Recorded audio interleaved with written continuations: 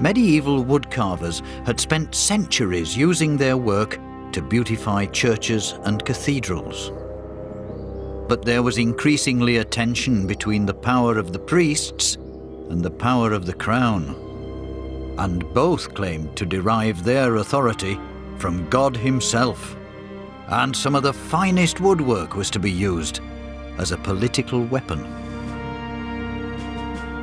At the beginning of the 13th century, the militaristic Edward I wanted to make a grand statement about the elevated nature of kingship.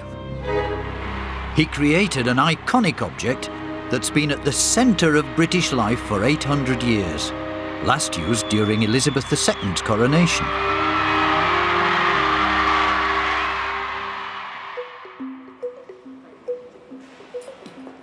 Edward's coronation chair, which has crowned monarchs since the Middle Ages, recently underwent restoration in Westminster Abbey by the conservator Marie-Louise Sauerberg.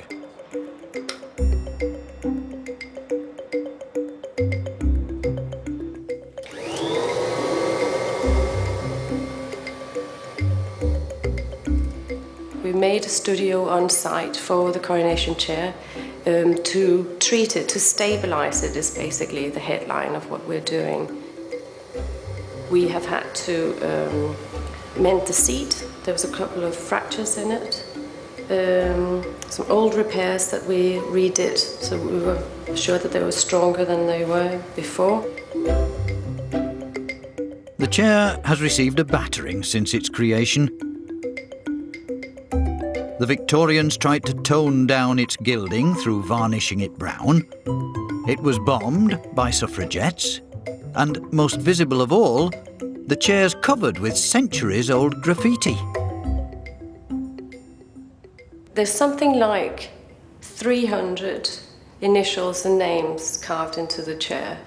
All this graffiti is mainly Westminster schoolboys, and they are mainly 18th century inscriptions. We got one here, a P. Abbott, who slept in the chair one night in July in 1800, spending probably more time, well, definitely more time than any monarch ever spent in the chair. It's said that if you paid a shilling, you could scratch your name into it.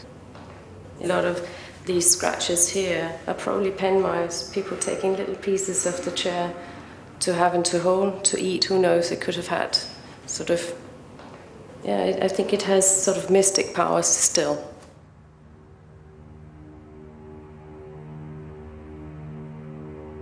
One of the earliest monarchs to receive his coronation on the chair was Richard II in the late 14th century. The moment was captured in this painting, commissioned by Richard himself, the first accurate likeness of an English monarch.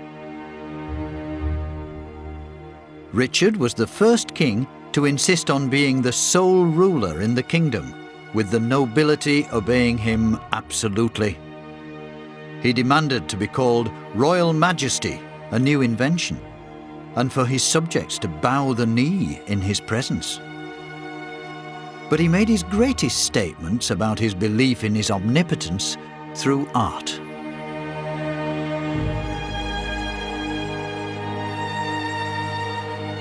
This is the Wilton diptych.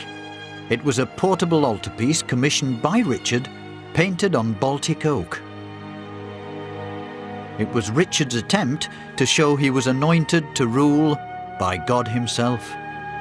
Here you see Richard receiving the flag of England from an angel before Jesus and Mary. All of the angels are wearing Richard's emblem, a white hart. And angels were to play a special role in the signature